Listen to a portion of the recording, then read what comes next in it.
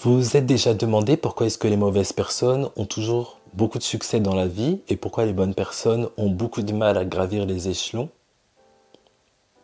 et à devenir riches et obtenir tout ce qu'ils veulent dans cette vie-là? Eh bien, aujourd'hui, vous aurez toutes les réponses à vos questions. Bienvenue, chers étudiants de la School of Life Academy. On va commencer tout de suite parce qu'on n'a pas de temps à perdre. J'ai rappelé un concept qu'on a déjà étudié lors du précédent cours pour les mauvais étudiants qui n'étaient pas là lors de la dernière vidéo. Alors, dans la vie, il y a plusieurs types de réalités.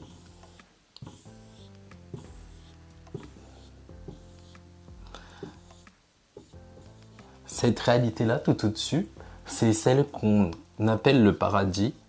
Là-bas, tous vos vœux se réalisent et tout se passe bien pour vous. Vous êtes dans l'amour, dans la joie, dans l'abondance. Enfin, vous n'êtes pas à plaindre. Vous êtes vraiment très bien dans la vie. Pour la majorité des personnes, on est ici. C'est une réalité normale où ça se passe bien, mais pas spécialement bien et ça se passe pas spécialement mal. Il y a des jours où ça va, il y a des jours où ça va pas et ainsi de suite. Et ici, c'est ce qu'on appelle l'enfer. Là-bas, tout se passe mal. Vous êtes en dépression tous les jours et vous avez des envies suicidaires. Vraiment, ne jamais arriver là-bas, s'il vous plaît. Et si vous êtes là-bas, suivez le cours. La vie, c'est un reflet de nous-mêmes, en fait. C'est un reflet de nos émotions, c'est un reflet de notre personnalité. Et du coup, l'endroit où on se positionne ici est gouverné par le type d'énergie ou d'état d'esprit que l'on adopte au quotidien. Si vous avez une énergie ou un état d'esprit normal, vous êtes ici. Si vous avez beaucoup de pensées négatives, vous avez donc une faible énergie ou un mauvais état d'esprit, vous êtes là-bas. Et si vous êtes vous adoptez une énergie ou un état d'esprit très positif, vous êtes vraiment dans la positivité ou en joie, très satisfait de votre vie tous les jours, vous êtes plus ou moins entre là et là. Est-ce que c'est clair? Ok. Du coup, comment est-ce que l'énergie est calculée? Ça fait que de tomber ça. Alors, comment est l'énergie calculée? L'énergie est calculée suivant 3 facteurs. Nos croyances,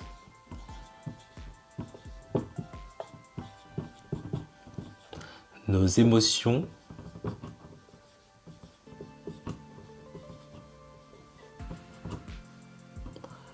et nos pensées. Le second concept à prendre en compte pour répondre à la question posée,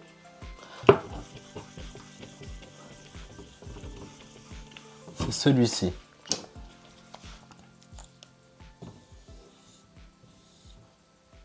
Ça, c'est un cerveau et ça, c'est le corps. Alors, si vous avez en majorité, la majorité du temps, des pensées négatives, vous pensez que le monde va mal, que la 3e guerre mondiale va bientôt arriver, que c'était mieux avant, et ainsi de suite. Vous nourrissez votre cerveau conscient, enfin votre conscience, qu'on appelle aussi le cerveau rationnel. Cerveau rationnel.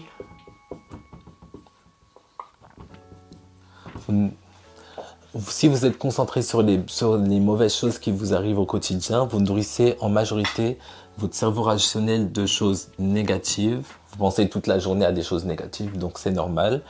Qui nourrit à son tour le subconscient,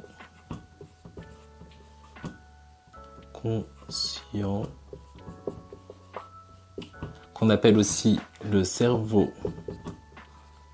C'est long à écrire ce mot-là, hein. Cerveau émotionnel, on va dire irrationnel. Émotionnel. Vous le nourrissez aussi de choses négatives. C'est le cerveau irrationnel, qu'on appelle aussi le subconscient, qui va plus ou moins définir dans quel type de réalité est-ce que vous vous placeriez. Et du coup, si en majorité vous nourrissez de choses négatives votre subconscient, vous arrivez à... Vous êtes dans une énergie négative et donc vous allez faire face à beaucoup d'événements négatifs dans votre vie vu que vous serez dans une réalité négative.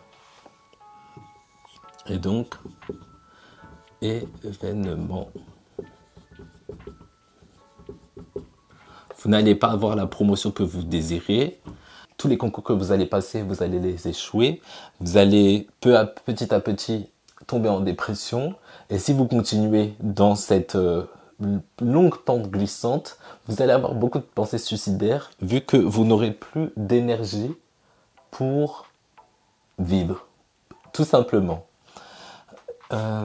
Ce serait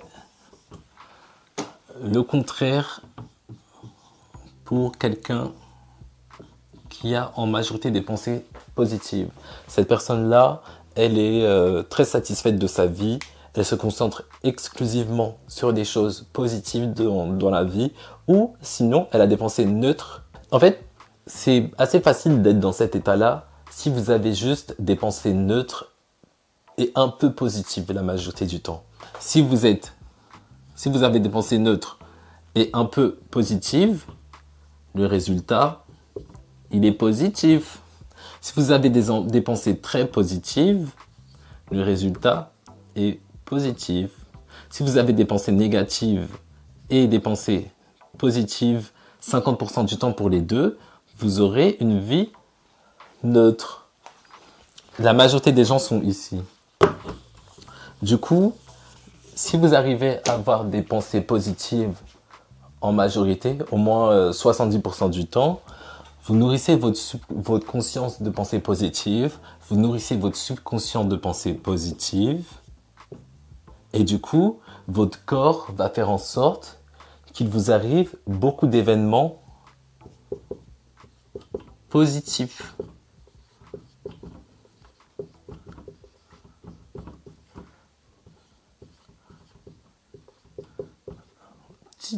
Positif. Oh my god. Positif. La majorité du temps. Vous êtes loin des maladies, des promotions que vous négociez pour avoir une augmentation de salaire. Vous les obtenez, vous montez les échelons dans votre travail ou dans votre entreprise et ainsi de suite. Et là, vous avez une vie en majorité positive, enfin très satisfaisante, et vous montez petit à petit dans une réalité de plus en plus positive parce que c'est comme un cercle vertueux, exactement où avoir des pensées négatives, c'est un cercle, comment on appelle ça? Un cercle néfaste? Un cercle... Mettez en commentaire comment est-ce qu'on appelle ça, les cercles où c'est négatif partout. Du coup,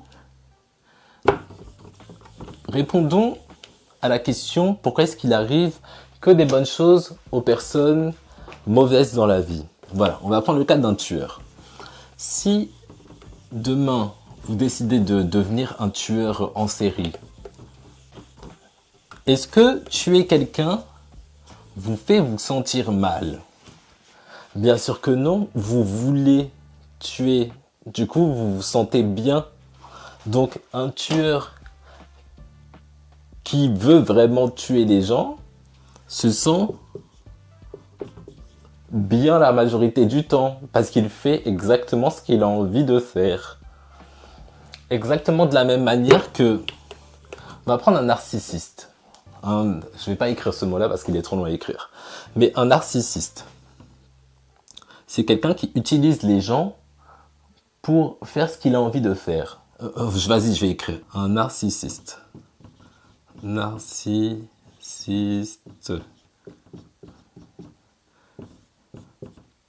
Utilise les gens pour ses besoins personnels. Personnels. J'écris perso parce que c'est trop long à écrire. Du coup, cette personne-là, vous pensez qu'elle se sent coupable d'utiliser les gens? Ben, bien sûr que non, c'est un narcissique qui se sent bien d'utiliser les gens parce qu'il arrive à combler tous ses besoins.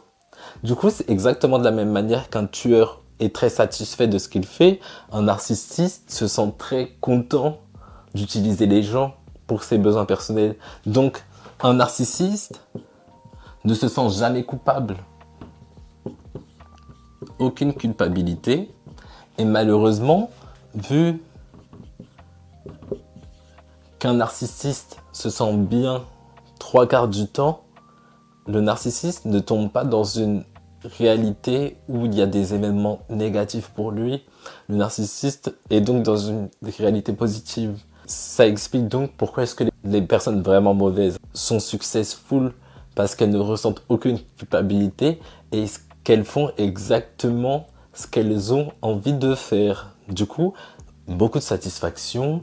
Tous les jours, quand le narcissiste se réveille, il est content, il est en train de il se dit « Ah, je vais passer une bonne journée aujourd'hui, qui est-ce que je vais utiliser ou qui est-ce que je vais écraser ?» Enfin, c'est logique. Et malheureusement, le karma, ça fonctionne pas vraiment comme ça. Je vais prendre un exemple pour une bonne personne. Vous allez comprendre vite de quoi je parle. Par exemple, on va prendre le contraire d'un narcissiste. On va prendre un people pleaser. Un people pleaser.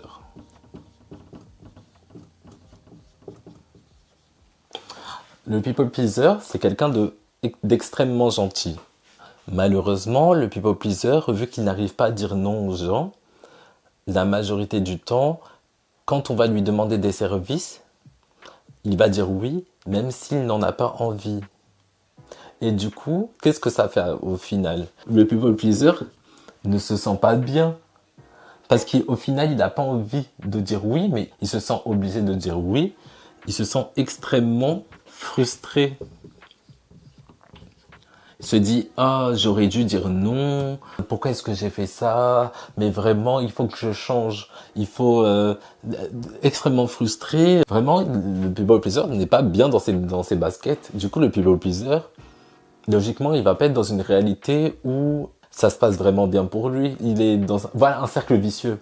Il va être constamment dans une sorte de boucle. Il va dire oui à tout le monde et il va se sentir mal du coup et ainsi de suite et ainsi de suite. Le people pleaser, vu qu'il est extrêmement frustré, il rumine toute la journée et a des pensées négatives la majorité du temps. Du coup, le people pleaser n'est pas dans une bonne boucle. Ça, c'est pas, il n'est pas dans une bonne réalité, le people pleaser. Un deuxième exemple. On va prendre quelqu'un de normal. Un troisième exemple, pardon. Prendre quelqu'un de basique. Quelqu'un qui connaît, qui a une bonne notion du bien et du mal, mais qui n'est pas spécialement gentil ni spécialement méchant. Vraiment quelqu'un de normal.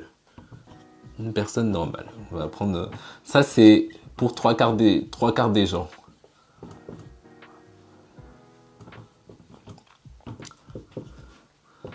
Ça a une bonne notion du bien et du mal. J'écris B et M parce que bien et mal, voilà.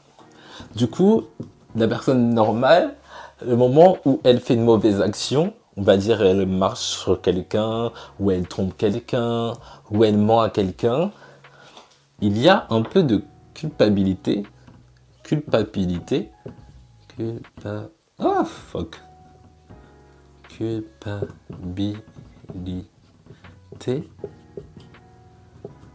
lors d'une mauvaise action. Du coup, cette personne va quand même ruminer un peu suite à cette mauvaise action. Du coup, il y aura un certain pic. Je vais écrire petit pic. Pic de pensée négative. Du coup, qu'est-ce qu'un petit pic de pensée négative fait? Automatiquement, baisse d'énergie et baisse dans la réalité où cette personne se situait. Suite à ça, elle va faire face à des événements négatifs plus que la moyenne du temps. Du coup, c'est ça qu'on appelle le karma. Lorsque vous faites une action que vous considérez être une mauvaise action, vous vous sentez automatiquement coupable. Il y a de la culpabilité qui monte. Du coup, il y a un petit pic de pensée négative et directement, vous faites face à des événements plus négatifs suite à ça, vu que vous avez baissé dans le niveau de réalité où vous vous situez. Si par exemple, vous étiez dans une réalité, on va dire là, vous arrivez ici, et boum, un peu plus d'événements négatifs. Et là, vous sentez le karma vous taper. Du coup, ce que je disais tout à l'heure pour les mauvaises personnes, en fait, c'est surtout pour les personnes qui ressentent aucune culpabilité par rapport aux événements qu'elles font. Si vous rencontrez une mauvaise personne et que cette personne-là sait plus ou moins qu'elle fait de mauvaises actions, il y aura automatiquement de la culpabilité qui va monter et là, elle va se prendre le karma. Par contre, du coup, on se demande comment faire alors pour faire en sorte vraiment une mauvaise personne ressente le karma. C'est simple, faut lui rappeler les mauvaises choses qu'elle a faites et comment est-ce que les victimes de ces actions se sont senties. Si par exemple vous tombez sur quelqu'un qui a trompé un ou une de vos amis, vous avez juste à lui rappeler à quel point ce qu'elle a fait c'est mal et à quel point la personne qu'elle a trompée se sent mal. À force de rappeler à cette personne ses mauvaises actions, la culpabilité va bien finir par monter. Parce que je vous rappelle, l'énergie, c'est les émotions, les pensées et les croyances. Du coup, même si cette personne pense que ce qu'elle a fait, c'était pas mal, elle est satisfaite de ce qu'elle a fait, on enlève les croyances en lui rappelant les mauvaises actions qu'elle a faites, elle va automatiquement y penser parce que vous lui rappelez tous les jours les mauvaises choses qu'elle a faites. Du coup, son énergie va baisser. Même si cette personne est persuadée que ce qu'elle a fait, c'est pas mal, si on lui dit tous les jours, on lui rappelle que ce qu'elle a fait, c'est mal, son énergie va baisser et vous n'aurez pas à faire autre chose. Le karma se chargera de cette personne. C'est pas un message que je donne à tous les people pleasers, c'est juste pour vous rappeler que les croyances, ça a quand même un fort impact sur l'énergie ou sur le karma en général. Parce que ce qui est bien ou mal, honnêtement, c'est assez subjectif. Ce qui va être bien pour vous ou mal pour vous ne va pas être mal ou bien pour une autre personne. Je vais prendre un exemple. Le pire péché, on va dire, qui peut exister, c'est tuer quelqu'un. Tuer quelqu'un. C'est ça le pire péché qui peut exister. Du coup, pour la majorité des gens, tuer quelqu'un, c'est vraiment une mauvaise action et c'est mal en fait. Sauf que si quelqu'un décide de tuer quelqu'un parce que cette personne l'a violé quand il ou elle était enfant, est-ce que c'est mal d'un coup? On ne sait pas. Là même moi, je ne sais pas. Qu'est-ce que je peux prendre comme exemple? Un voleur. On va prendre l'exemple d'un voleur. Si vous décidez de voler dans un magasin, on sait que c'est mal. Enfin, pour la majorité des gens, c'est mal. Mais par contre, si un enfant décide de voler dans un magasin parce que il vit seul avec sa mère et que sa mère est très malade et donc ne peut pas travailler, et pour faire en sorte que sa mère puisse survivre, cet enfant-là est obligé de voler. Est-ce que voler c'est mal? On ne sait pas. C'est vraiment subjectif. Ce qui est bien ou mal, c'est vraiment subjectif. Ce qui va être bien pour une personne ne va pas forcément être bien pour une autre, et inversement pour ce qui peut être mal. Du coup, franchement, tout ce que je peux vous dire, c'est si vous savez au fond que vous êtes, on va dire, une bonne personne et que vous faites de mauvaises actions, ne vous sentez pas coupable. Dites-vous juste que l'action a été commise et que tout ce qui vous reste à faire, c'est de ne plus recommettre cette action-là. Et voilà, plus de karma pour vous. Il ne faut pas vous sentir coupable quand vous faites de mauvaises choses, hein, ça arrive. Essayez juste de ne pas recommettre les mauvaises actions que vous avez faites. Par contre, si vous rencontrez dans la vie des personnes vraiment mauvaises et qui font du mal autour d'elles, mais qui ne se sentent pas coupables, rappelez-leur les mauvaises actions qu'elles font et le karma se chargera d'elles. Je crois que c'était tout pour moi. Si vous avez apprécié cette vidéo, mettez des likes. Je pense faire 1 ou 2 vidéos par semaine par rapport à toutes les règles qui régissent cet univers. Si vous voulez savoir les autres règles qui régissent cet univers, n'hésitez pas à vous abonner et à devenir des étudiants de la School of Life Academy. Merci, à très vite, salut. Quelque chose que j'ai oublié de préciser. Si vous êtes un people pleaser, on sait que vous êtes gentil, on sait que vous voulez faire du bien autour de vous, mais en faisant votre people pleaserie, vous tombez dans une réalité négative et de ce fait, vous n'arrivez pas à être successful dans la vie. Vous avez deux solutions. Soit continuez votre people pleaserie, mais ne soyez pas frustré après. Ça vous évitera de tomber dans une réalité de plus en plus négative. Ou arrêtez d'être un people pleaser. Et la même chose pour les personnes normales. Ne vous sentez pas coupable quand vous faites de mauvaises choses. Essayez juste de ne pas recommettre la même action, mais passez à autre chose. Parce que ça vous fait tomber aussi dans une réalité négative. Voilà, c'était juste un petit message que je voulais faire passer en plus.